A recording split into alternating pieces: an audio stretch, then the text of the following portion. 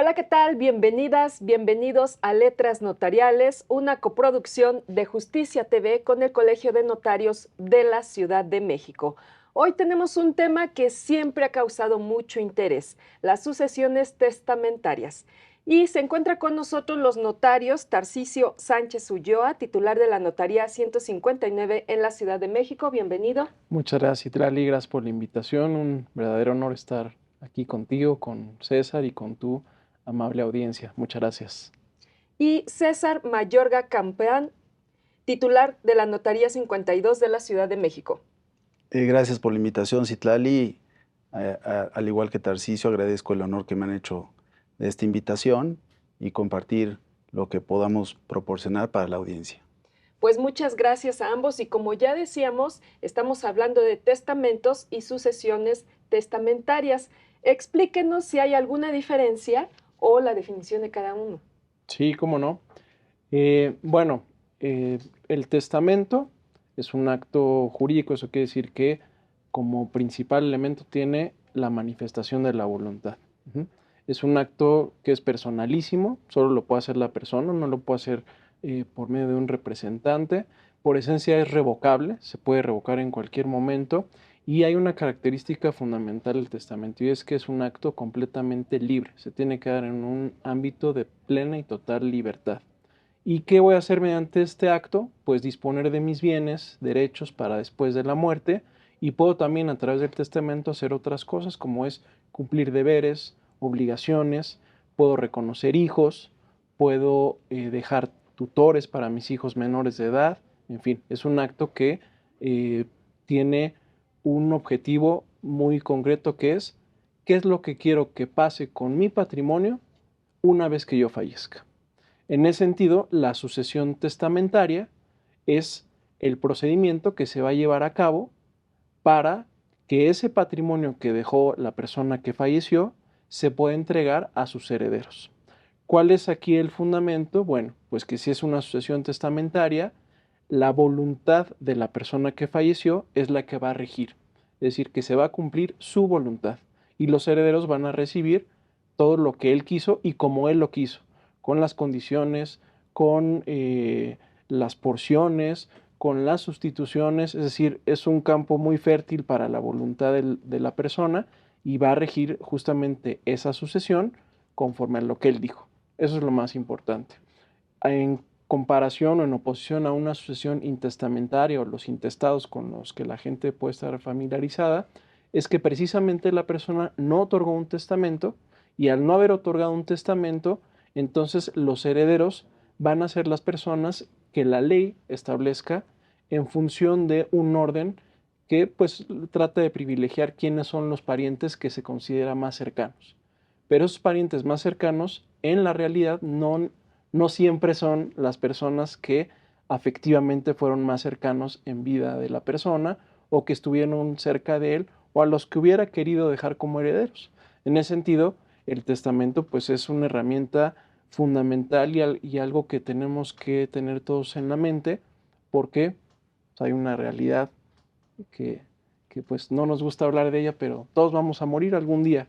Y qué mejor que pasen nuestros bienes a quienes nosotros queremos y como nosotros queremos, porque de otra forma es la ley la que va a decir y pues la ley la hacen los legisladores, pasa por un procedimiento y pues ellos en atención a lo que ven como una realidad social general, no individualizada, determinan qué es lo que generalmente sería bueno que pase, pero para cada uno en lo personal no necesariamente esa regla es la más favorable, ¿no? Con una particularidad, si me permites, Itlali, que es en México, a diferencia de prácticamente todos los países del mundo, rige un principio que es la libertad plena de testar. Eso quiere decir que yo puedo dejar en mi testamento a quien yo quiera, no importa si es mi familiar o no, y además no tengo que dejar una cuota o una porción específica para algún familiar en lo particular. Desde luego, si tengo una obligación alimentaria que dar una pensión, bueno, esa desde luego que sí, pero fuera de ello, a quien yo quiera y todos mis bienes. En otros países rige una porción fija que se tiene que dejar, por ejemplo, a la esposa o al esposo. Y ya lo de lo demás puedo yo decidir, pero en México no. Y eso es algo que hay que aprovechar porque a final de cuentas nos da una libertad total. Sí, por supuesto, aquí tocas un tema muy importante, sobre todo las personas que ya tienen uno, dos o más matrimonios y han tenido hijos con esos matrimonios. Es muy importante lo que nos está diciendo el notario, que nosotros aquí en México podemos decidir qué le toca a cada quien, pero siempre y cuando hagamos un testamento. Y aquí vamos a este tema, ¿por qué es importante hacer un testamento? Precisamente por lo que acabas de decir, Citlali, de definir qué bienes en particular decides heredar a cada persona. Dentro del testamento, Citlali, hay varias instituciones que es importante aclarar. El heredero sucede a título universal. ¿Qué significa esto? Todos los bienes. Con el simple hecho de que en el testamento aparezca el nombre del heredero, sin distinción alguna, va a tener derecho a todos los bienes. Si no se hace testamento, este principio es el que rige en materia intestamentaria. Esto es la sucesión en donde no existe un testamento. El heredero, de acuerdo con la ley, es universal. En el testamento tienes la oportunidad de establecer disposiciones a título particular. La casa, mis acciones, mi automóvil, algún bien de carácter personal que sea importante para ti legar. Yo, como les explico, la institución en la Ciudad de México se llama legado. Yo les digo, es como un regalo. Es regalo y tú regalas una cosa. Y esa disposición a título particular únicamente la encuentras en testamento, no en la ley. Ya alguna legislación especializada, sobre todo en materia financiera, establecen disposiciones a título personalizado, las cuentas bancarias, las cuentas de inversión de casas de bolsa. ¿A quién establece la ley que se le va a dejar estos derechos? A los beneficiarios. Y esos beneficiarios son a título particular. Fuera de eso, la única oportunidad que tienes para establecer en específico cuándo quieres legar o regalar un bien va a ser a través del testamento. Y a través del testamento puedes hacer muchas combinaciones.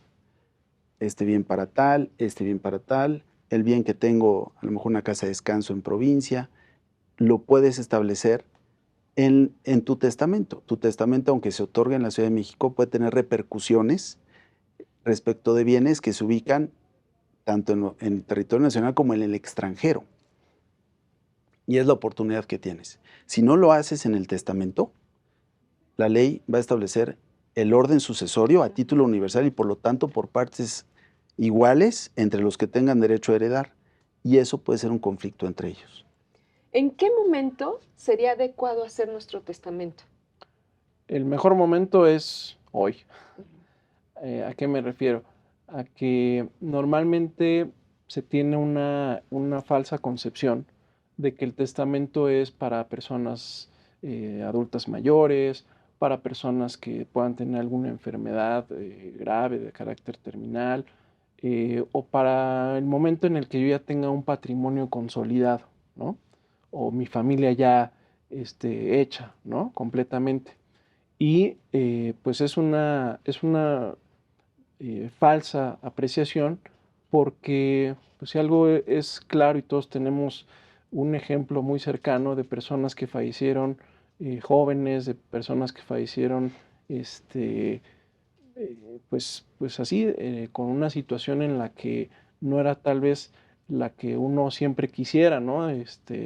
A los 90 años en mi cama pacíficamente, ¿no? Ojalá que fuera así en todos los casos, pero no es.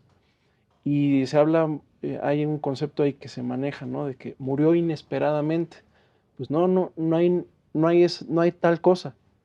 No hay una muerte inesperada porque todas las muertes son inesperadas. En ese sentido, lo que tenemos que considerar es que el mejor momento es cuando uno está tranquilo, cuando uno no tiene una presión de que ya tengo una enfermedad o ya tengo un viaje, una operación, una cuestión que me hace, que me hace presión como para otorgar el testamento, ¿no? Y cuestiones muy importantes. El testamento lo puede hacer una persona desde los 16 años, que es una excepción a la regla general de capacidad. ¿Eso qué quiere decir? Pues que el testamento es tan importante que incluso personas que tienen 16 años lo pueden hacer, cosa que no se ve en casi ningún otro acto jurídico. Y otra cuestión, el testamento, como lo dije al inicio, es revocable. Eso quiere decir que se puede cambiar todas las veces que se quiera porque va a regir al momento de la muerte. Entonces, yo hoy no tengo bienes que dejar, entonces no voy a hacer testamento. Pues no tienes hoy, pero los puedes tener y los vas a tener probablemente al momento del fallecimiento. Ahora, otra cuestión, tengo un hijo menor de edad.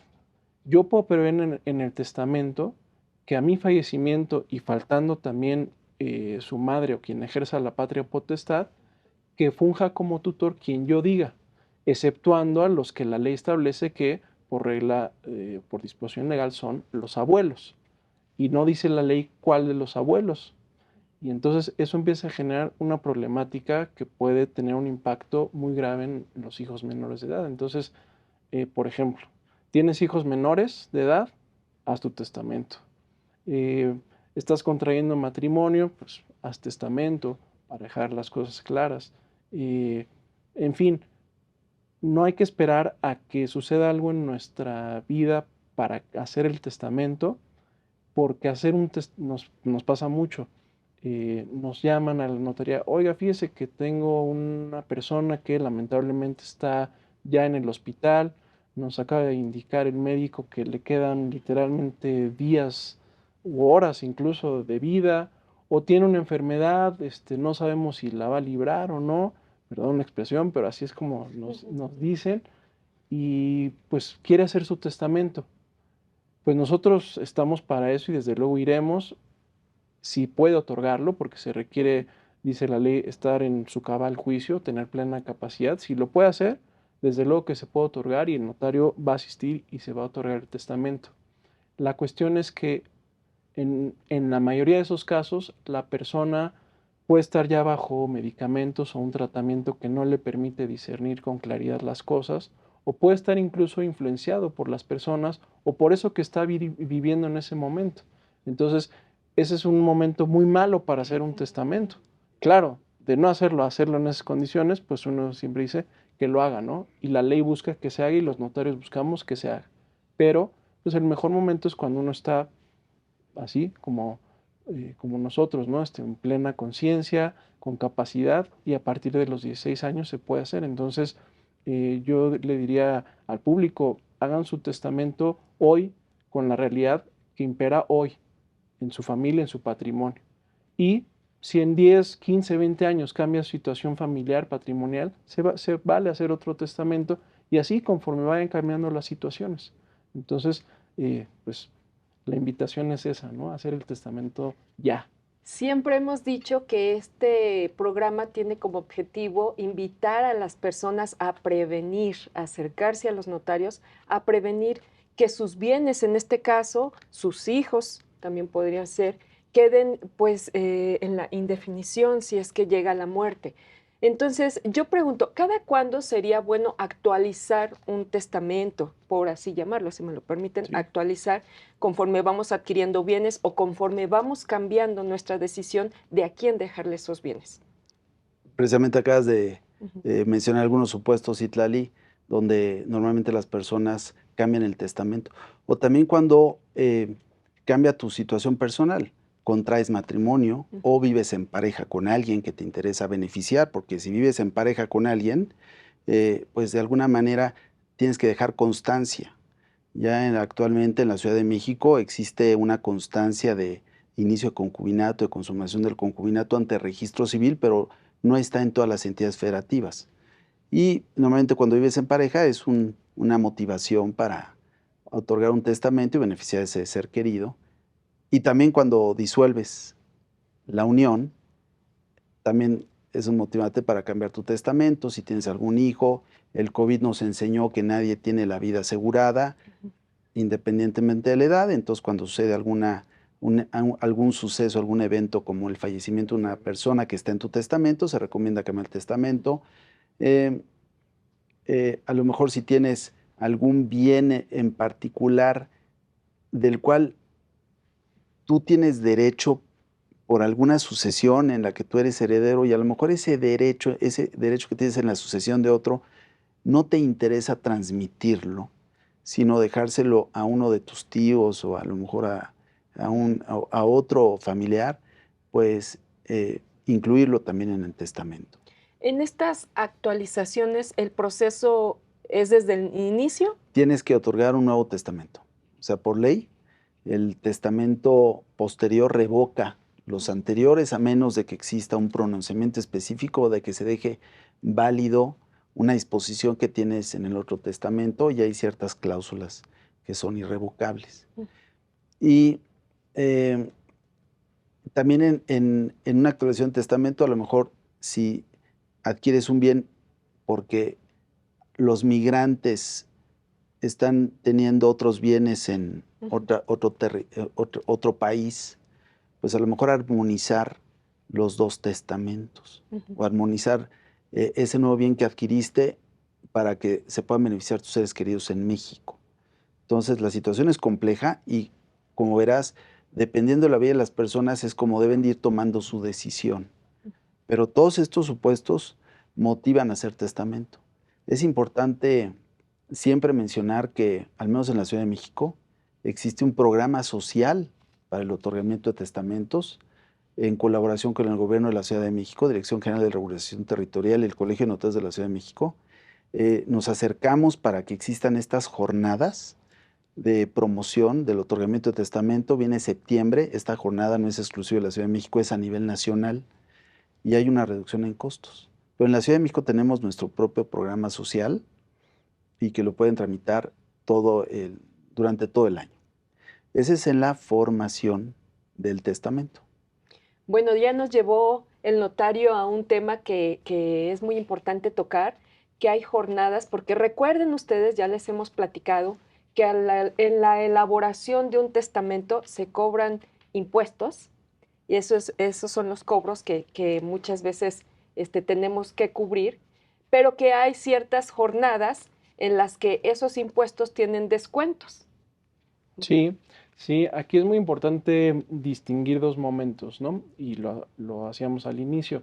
Lo que es propiamente el testamento y lo que es el procedimiento sucesorio, lo que van a hacer los herederos para recibir o poner a su nombre esos bienes que eran de la persona que falleció. En materia de testamentos, realmente impuestos como tal no hay. Lo que hay es una contribución que se llama derechos, que por ejemplo cuando uno tramita un pasaporte, una licencia para conducir, le paga al gobierno por ese servicio. Aquí lo que se le paga al gobierno es el servicio de registrar ese testamento en un registro nacional de testamentos. Es lo único que se paga y es una cuota muy módica, muy pequeña. Y como mencionaba César, hay programas para el otorgamiento de los testamentos. Otorgar un testamento en México es un trámite que no es para todo lo que puede causar como controversias y litigios, no es un trámite costoso, es un trámite que puede ir dependerá la entidad, pero puede ir de los 5 a los 10,000 pesos más o menos, un testamento. En algunas entidades puede variar, ¿no? Pero más o menos ese sería el rango. Entonces no es un trámite, digamos, costoso. Si lo comparamos con un juicio, a pagarle abogados, y todo lo que puede causar el no otorgar testamento. Y hay un programa a nivel federal, nacional, que es el Mes del Testamento, en el que los costos se reducen a la mitad en cada entidad. Y como mencionaba César, hay jornadas o programas aquí en la Ciudad de México, permanentes todo el año, que son básicamente dos: los testamentos para adulto mayor, que tienen un costo muy, muy bajo, y otro que es el testamento universal, que puede ser cualquier persona con independencia de su edad. Ahí lo que es, como mencionaba el notario, ahí hay que ir directamente ante la DGRT, la Dirección General de Regularización Territorial, y ahí se tramita directamente, no el testamento, sino se inscribe uno, ahí les cobran una cuota estos derechos que yo mencionaba, la inscripción al programa, y ya lo remiten con una notaria. Entonces, ahí lo que se hace es que se reducen los costos. Estamos hablando En el primer caso que no rebasa ni los 1,000 pesos y en el otro caso no rebasa 2,000 pesos y se pueden incluir legados, lo que mencionaba César. El otro ámbito, que es el del trámite sucesorio, ahí cuando uno se adjudica bienes inmuebles por virtud de una herencia, hay que pagar un impuesto.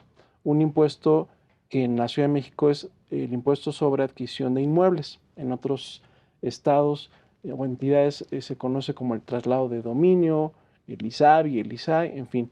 Ese impuesto local es el que tiene importantes descuentos y beneficios aquí en la Ciudad de México. Es un impuesto que en la Ciudad de México, el impuesto sobre adquisición de inmuebles, puede llegar hoy en día hasta ya prácticamente un 7% sobre el valor del bien inmueble. Estamos hablando de una cantidad importante. En los programas de sucesiones se pueden obtener descuentos del 40% o del 80% sobre este impuesto. Entonces estamos hablando de un descuento muy importante. ¿Por qué se habla de jornadas notariales? Porque, bueno, hay una campaña del gobierno junto con el Colegio de Notarios en el cual se acude a las alcaldías, también tenemos la sede en el Colegio de Notarios, en el Congreso de la Ciudad de México, y se invita a la gente para que acudan y reciban asesoría jurídica gratuita en materia sucesoria y de cualquier otro tipo. Pero la parte de los descuentos está ya incorporada en la ley, ya está en el Código Fiscal de la Ciudad de México. Eso quiere decir que independientemente de que vayan o no a la delegación, si ustedes van con cualquier notario de la Ciudad de México, cualquier persona para adquirir un bien por herencia en la Ciudad de México, tienen posibilidad de acceder a estos descuentos. Que van, como decía yo, del 40% o del 80%. ¿De qué depende? Del valor catastral. Y ahí hay otro beneficio, porque un requisito en el procedimiento sucesorio es tener un avalúo, y un avalúo cuesta, hay que pagarle un perito evaluador. Y en estos casos lo que dice la ley es que se tome como base el valor catastral, es decir, el que viene en la boleta predial, que normalmente, todos lo sabemos, es muy por debajo de lo que es el valor comercial. Entonces ahí tenemos, fíjense, el beneficio de no hacer avalúo. Segundo beneficio, que se tome como base para calcular el impuesto el valor que viene en la boleta predial, que puede ser mucho menor al valor comercial. Y sobre ese valor que vamos a tomar en cuenta, el impuesto que resulte, que depende de una tabla que está en el Código Fiscal, pero que les digo puede llegar hasta el 7%, ahí vamos a aplicar el descuento del 40% o del 80%. Estamos hablando de valores catastrales aproximadamente, en el primer caso, el 40% de 2,200,000 pesos en este ejercicio de 2024, y en el segundo caso del 80% hasta 2,200,000 pesos aproximadamente, y del 40% cuando exceden esa cantidad y no rebasan 2,600,000 pesos aproximadamente en este ejercicio.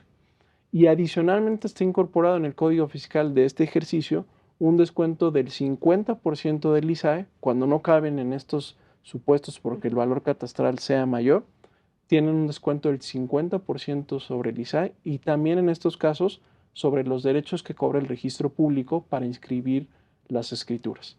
Entonces, estamos hablando de beneficios verdaderamente importantes. Entonces estamos hablando de que ya se acerca septiembre y que hay que aprovechar todos estos descuentos, principalmente en lo que corresponde a los impuestos que se generan para hacer un testamento.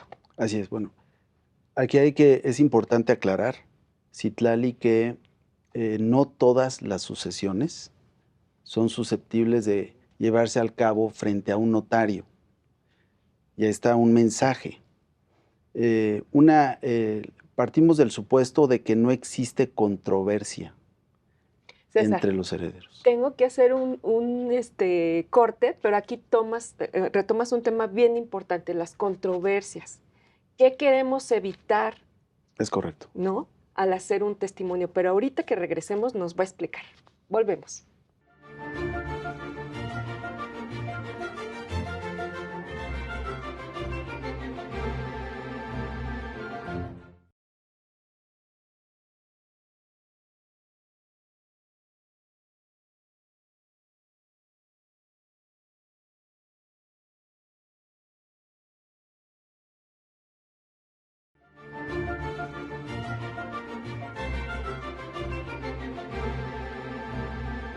Hoy ya estamos de regreso con los notarios de la Ciudad de México, quienes nos están explicando por qué es importante hacer un testamento. Y aquí mencionaba César algo a lo que no queremos llegar, que es a las controversias. Es correcto. Bueno, veníamos hablando de el inicio de una sucesión, se recomienda un testamento. Si el testamento no dio tiempo a elaborarlo, la ley va a establecer quiénes son los herederos a título universal. Y se inicia el proceso sucesorio una vez que fallece la persona. Y aquí, para que el notario pueda ayudar a los ciudadanos, partimos de un presupuesto necesario, que no exista controversia entre herederos. Porque si los herederos no están de acuerdo, forzosamente tendrán que acudir a la instancia judicial, el juez de lo familiar en la Ciudad de México, jueces a lo mejor de lo civil en los estados, para que ante él se diriman las controversias. Y al no poder conformarse una sucesión ante notario, pues bueno, estos beneficios fiscales, por ejemplo, que mencionamos, pues no los pueden llevar a cabo. Si están de acuerdo y siempre y cuando sean mayores de edad y existan algunos presupuestos, la ley distingue entre sucesión con testamento o sucesión legítima, sucesión intestamentaria. Importante precisar que en la Ciudad de México, desde el año 2000, sí tenemos competencia los notarios para conocer sucesiones sin testamento, siempre y cuando no exista controversia, los herederos sean mayores de edad, capaces, y el último domicilio del autor de la sucesión hubiese estado en la Ciudad de México, y si no estuvo en la Ciudad de México, que por lo menos tenga un bien que se ubique dentro de la Ciudad de México. Y no podemos conocer de todas las sucesiones sin testamento. Por ejemplo, la sucesión entre concubinos no la podemos conocer nosotros, ahí puede haber algún conflicto y por lo tanto tenemos una incompetencia de ley y tendría que conocer esa sucesión en la Ciudad de México el juez de lo familiar. Fuera de los casos que acabo de mencionar, sí podría llevarse a cabo ante notario. Si no existe controversia, el notario los va a orientar y el notario los va a asesorar de qué hacer para poder tener acceso a estos beneficios, facilidades administrativas y las reducciones en materia de las contribuciones, del impuesto sobre adquisición de inmuebles, registro público de la propiedad y un pequeño descuento en honorarios. Partimos de la base que el inmueble o el bien está ubicado en la Ciudad de México, como lo comentó Tarcisio. Habrá que ver si en los estados tienen algún otro beneficio. Si no, muchos estados se rigen por el valor catastral, pero en la Ciudad de México la regla general es de que cuando hay una transmisión de propiedad, incluso por causa de muerte, por ley, por Código Fiscal de la Ciudad de México, tienes que mandar a hacer un avalúo. Y ese avalúo es comercial, a valor mercado. Si no te incorporas a estos programas, se tiene que hacer esa evaluación y sobre el valor más alto, entre el valor comercial y el valor catastral, se van a liquidar las contribuciones.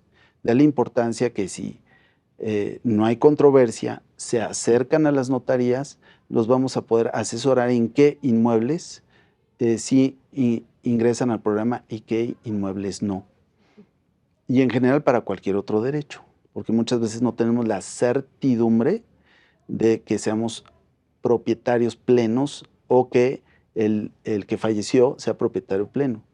Muy importante, y no lo hemos mencionado, las capitulaciones matrimoniales. Esto es, los matrimonios, cómo se celebraron, qué régimen patrimonial tenían las personas que fallecieron. En la notaría les vamos a asesorar. Básicamente, si se casó el de cuyos por separación de bienes o sociedad conyugal, la situación es distinta. Y el testamento obviamente es de su parte proporcional o si está en sociedad conyugal. Y bajo cualquier escenario, el notario, el juez, va a tomar en cuenta la situación de los cónyuges para analizar cuál es el alcance del derecho que se va a adjudicar. En este sentido, ahorita me surge una duda. Está a punto de entrar en vigor el Código Nacional de Procedimientos Civiles y Familiares. ¿Cómo impacta en lo que estamos hablando, en el tema que estamos tratando, este nuevo código? Sí, efectivamente ya se ha emitido en la Ciudad de México la declaratoria para la entrada en vigor y bueno, se han establecido fases para que vayan entrando en vigor las distintas secciones o digamos áreas que rige este código. ¿Qué sucede con el código? Pues básicamente estamos en el mismo escenario. ¿A qué me refiero con ello? La función del juez es, desde luego, resolver controversias. Esa es su esencia. Decir el derecho, dirimirlo, ¿no? Y nosotros, como notarios, lo que hacemos es, por disposición de ley, contribuir o auxiliar en la administración de la justicia. Sabemos que nuestros juzgadores tienen una actividad pues, muy importante y que en muchas ocasiones se ve rebasada en cuanto a su labor.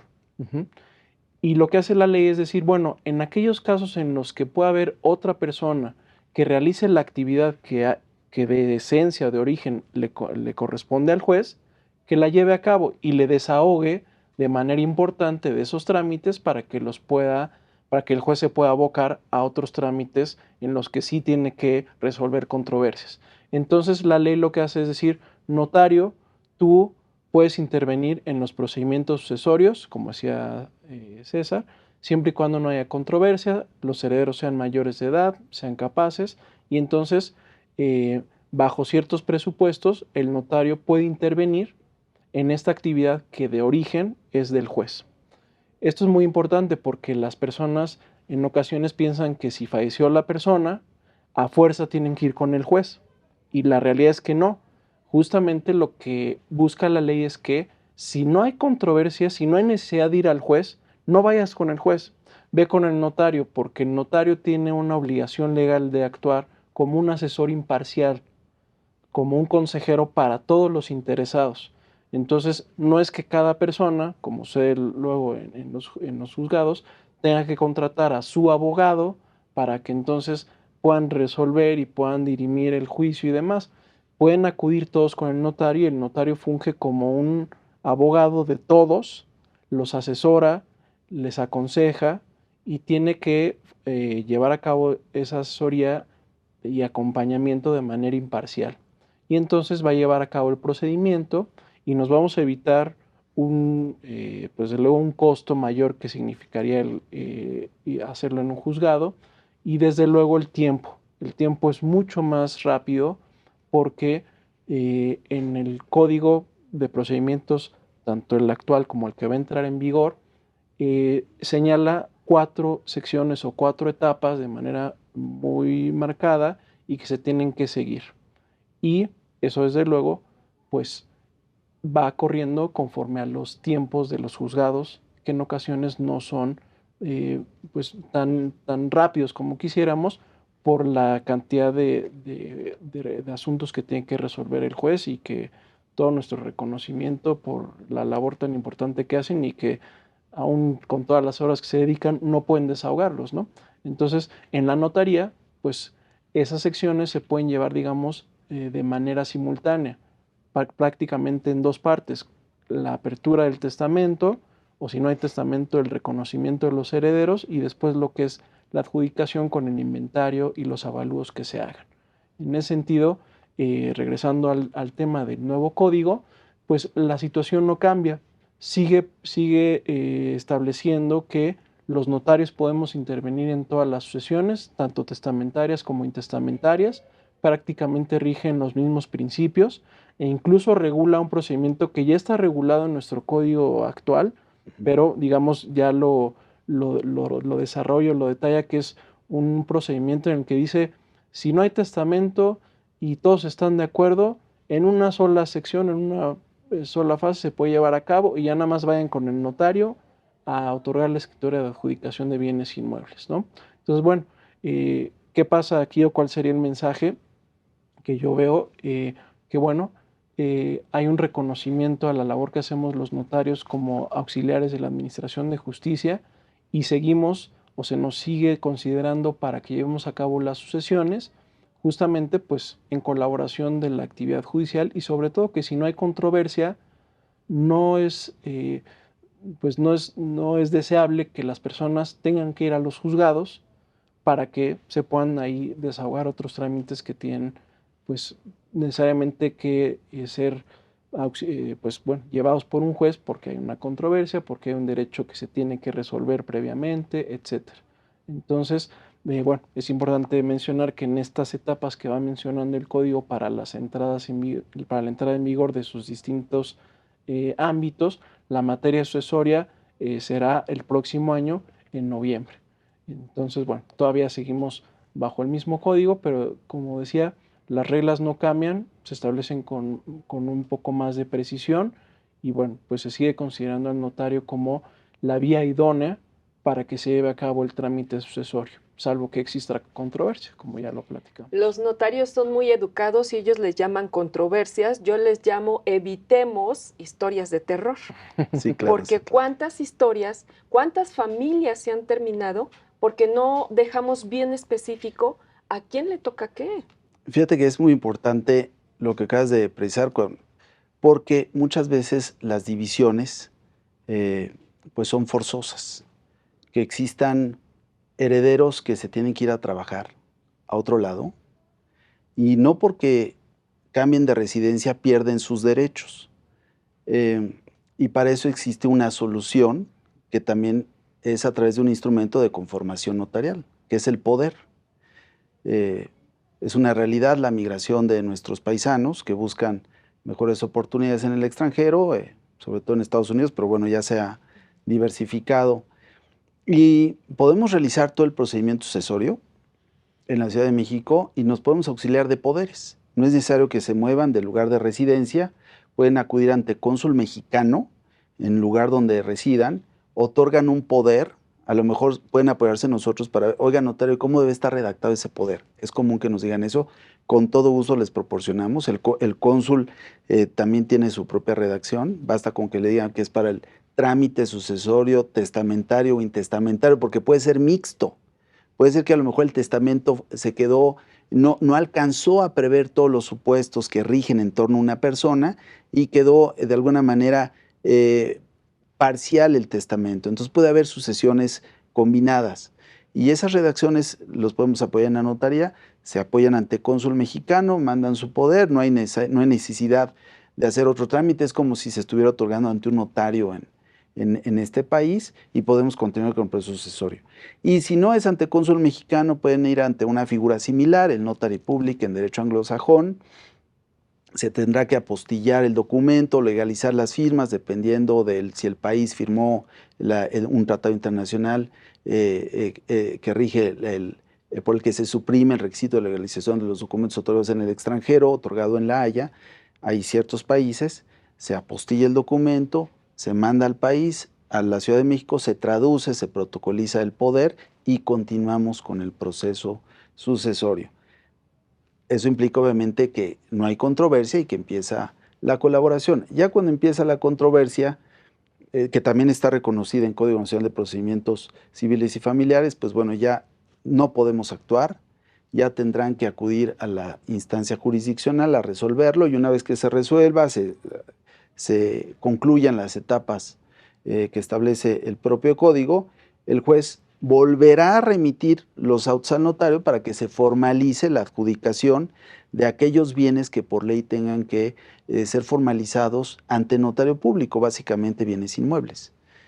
Entonces, aunque vayan a resolver la controversia ante el juez, de alguna manera van a regresar los autos al notario para que formalicemos ya la última etapa. Entonces, pues se pueden ahorrar todo ese proceso. Esto quiere decir, a ver, ¿a quién no le suena esta historia? Que tenemos a la persona que está trabajando en el extranjero, está invirtiendo para tener aquí sus bienes.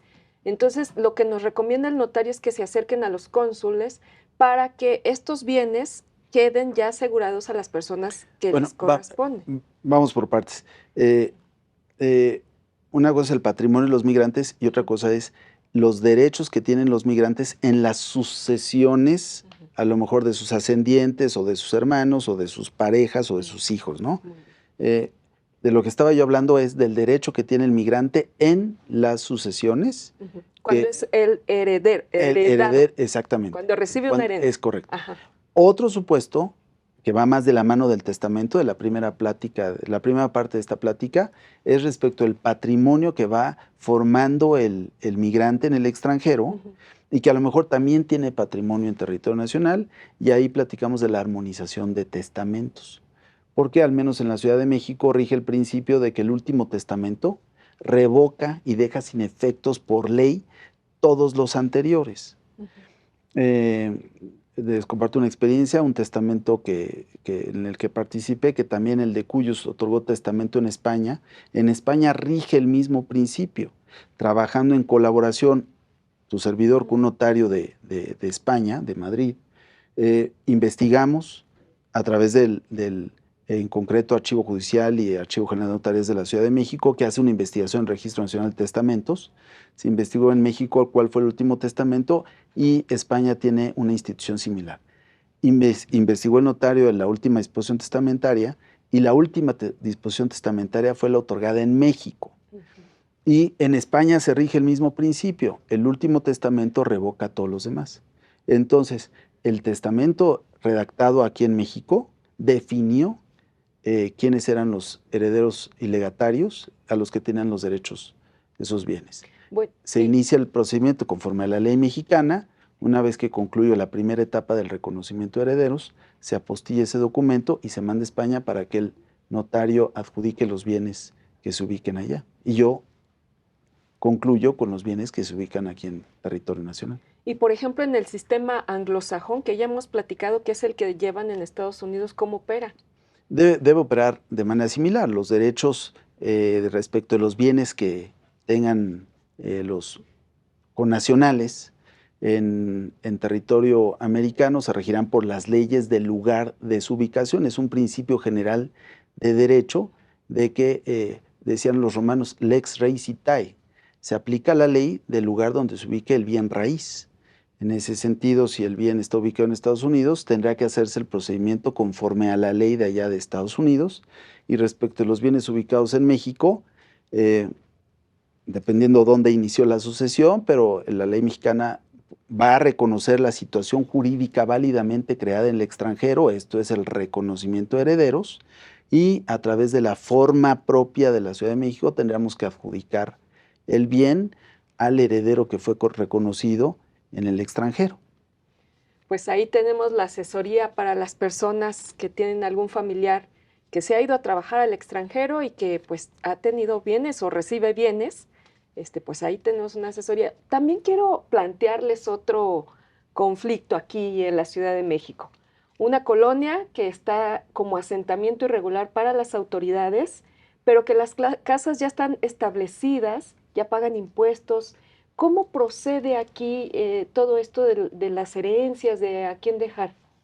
Sí, bueno, ese es un tema muy, muy importante, qué buena pregunta, porque casi que da para todo un programa el tema de la regularización, y ese es un tema que a nosotros como Colegio de Notarios siempre nos ha preocupado mucho, en el que hemos intervenido desde hace muchísimo tiempo, no solo en la actualidad. Y aquí efectivamente es una realidad. Sucede que la práctica va generando y va de alguna manera reconociendo una situación fáctica de hecho, pero que no necesariamente está sustentada en la ley. Es decir, que hay muchos asentamientos de este tipo y pueden tener ahí décadas, ¿no?, viviendo, y como bien dices, ya tienen hasta sus servicios públicos, tienen la luz, tienen el teléfono, tienen servicios de televisión por cable, ya con un servicio postal, en fin. Pero hay un pequeño detalle, no tienen la escritura. Porque son asentamientos irregulares. Exactamente. Y entonces, como se sustentan esos derechos normalmente, es mediante contratos privados, ¿no? Y ese es un primer problema en el que habría que llamar la atención, porque la propiedad inmueble solo se puede transmitir mediante una escritura ante el notario.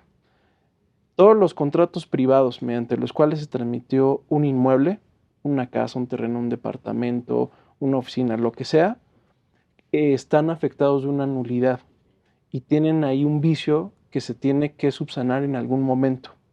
¿Por qué? Porque no están cumpliendo con la forma que establece la ley, pero además no están inscritos en el registro público de la propiedad. Eso quiere decir que yo propiamente, frente a los terceros, frente a la ley, vamos a decirlo así, yo no soy el propietario. ¿Quién es el propietario en este caso que nos hace el favor de plantear? Pues el gobierno de la Ciudad de México. El propietario, para todos los efectos legales, la propiedad la tiene el gobierno de la Ciudad de México. Entonces, bueno, pero si yo ahí ya llevo viviendo 20 años, 30 años, y tengo todo a mi nombre, bueno, eso es una situación de hecho, pero legalmente hablando, el propietario es la Ciudad de México. ¿Cómo se vincula esto con la sucesión? Es decir, a mí me preocupa que pues esto que pues es mi casa y que yo aquí he vivido durante tanto tiempo, eventualmente pues le pueda ser transmitido a mis herederos, ¿no? A quien yo quiera, a mis seres queridos. Bueno, ahí hay un problema, porque yo no puedo dar algo si yo no lo tengo. Entonces yo no podría, a través de mi testamento o a través de una sucesión, volver propietario a mi ser querido si yo no era propietario. Entonces, ¿qué es lo que sucede ahí? Que eventualmente, ahí sí no hay otra fórmula, más que el propio gobierno, eventualmente, mediante las acciones que realiza de regularización, que las realiza de manera continua, regularice esta colonia, por ejemplo, mediante una expropiación, y lo que hace es que expropia, si fuera a nombre de alguien más, que no está el nombre de la Ciudad de México, lo expropia, o si está a nombre efectivamente de la Ciudad de México, lo que hace es titular, mediante los programas de titulación y de escrituración, les da ya su escritura a cada una de las personas que está establecida ahí, o si es un bien que no era del gobierno de la Ciudad de México, sino que era de otra dependencia o del gobierno federal, o se llega a algún convenio, o si era de un particular, entonces hace la expropiación y les da las escrituras. Es decir, mediante alguna manera de regularización, el gobierno lo tiene que llevar a cabo. Mientras no lo lleve a cabo, va a seguir esta irregularidad. Entonces, eso digamos, ¿cómo puedo asegurar que eso en algún momento llegue a mis seres queridos? Bueno, así como asegurarlo, no sabemos, pero eventualmente lo más, digamos, la experiencia dicta que así será. Pero puede ser que no. Pero digamos, si se lleva a cabo esta regularización, entonces quien logra acreditar que tiene ahí la posesión es a quien el gobierno va a reconocer. Una experiencia a la que me remito pues cercana, en el sismo de 2017, hubo muchas acciones del gobierno que todavía siguen en pie en colaboración con el Colegio de Notarios de la Ciudad de México para que las personas que perdieron sus viviendas puedan recuperarlas. Y hubo muchos casos, hay muchos casos, en los cuales no podían acreditar que eran los dueños de ese departamento porque no tenían una escritura. Exacto. Entonces no podían ser beneficiarios de las acciones que estaba llevando a cabo el gobierno. Entonces, ¿qué sucedió? Que el gobierno también estableció ciertas facilidades para que si al menos contabas con estos contratos privados o algún documento con el que lograras acreditar que efectivamente tú tenías ciertos derechos, no de propiedad, pero ciertos derechos posesorios, o sea, una situación de hecho que reconoce la ley, un poder más bien de hecho que de derecho, que entonces a través de estas vías tú pudieras regularizarlo. Entonces, ¿qué es lo que podemos nosotros aquí asesorar? Bueno, si no es una colonia, una vivienda, un bien inmueble que esté en esta situación y tienen un contrato privado, acudan con el notario. Si además tienen esta situación adicional de irregularidad, de que es un asentamiento bueno, pues que le pertenece a alguien más y que llegaron ahí las personas a establecerse, entonces sí tener al menos un reconocimiento de cómo se ha ido transmitiendo esa propiedad y de cómo es que se ha venido ocupando, partiendo de la base de que estamos en una situación irregular, ¿no? Entonces, efectivamente, queremos llegar a la regularización, pero eso depende en parte, una parte de la voluntad de la persona, pero la mayor parte pues depende de esa acción que eventualmente lleva a cabo el gobierno para regularizar. Y bueno, dicho sea de paso un consejito, vayan con los notarios para buscar asesoría. Otra pregunta. Con todo gusto, sí. Si hay una hipoteca de una casa, que la mayoría de las personas así nos hacemos de nuestros bienes por medio de hipotecas, de préstamos, ¿se puede heredar? Claro. Parte de una premisa la hipoteca de un presupuesto. Solamente puede hipotecar el que puede enajenar. Por lo tanto, para poder hipotecar, primero tienes que ser propietario. Normalmente, cuando formalizamos los otorgamientos de crédito con garantía hipotecaria, el primer acto jurídico que se formaliza es la compraventa. Desde un inicio, eres propietario, desde un inicio. Y desde un inicio tienes tu título de propiedad, tu documento. Simplemente la hipoteca es una garantía real que se otorga a favor del acreedor, puede ser una institución del gobierno, una institución de crédito, alguna sociedad financiera objeto múltiple, un acreedor privado. Y cuando fallece el propietario, en este caso el garante hipotecario, pues bueno, si ibas al corriente el pago de tus créditos, normalmente hay seguros de vida, que el saldo insoluto lo pagan. Si no ibas al corriente, pues bueno, también el heredero a título universal es del activo y del pasivo. Entonces, bueno, ya les corresponderá a los herederos, si no existía el seguro de vida que liquidase el saldo insoluto, pues bueno, tendrán que hacerse cargo del resto de la deuda que tenga el fallecido. De ahí si fue un acreedor privado y pues no está contemplado obligatoriamente el contrato de seguro, pues bueno, tenemos ahí un riesgo para que vean, por ejemplo, de los beneficios de estos organismos públicos de vivienda, Infonavit, Foviste, que también el Colegio de Notarios a nivel nacional tiene una participación importante ahí con estos organismos de vivienda, y con las instituciones de crédito, sociedades financieras objeto múltiple, también existen estas protecciones en beneficio de las personas. Entonces, mismo principio, si otorgaste testamento.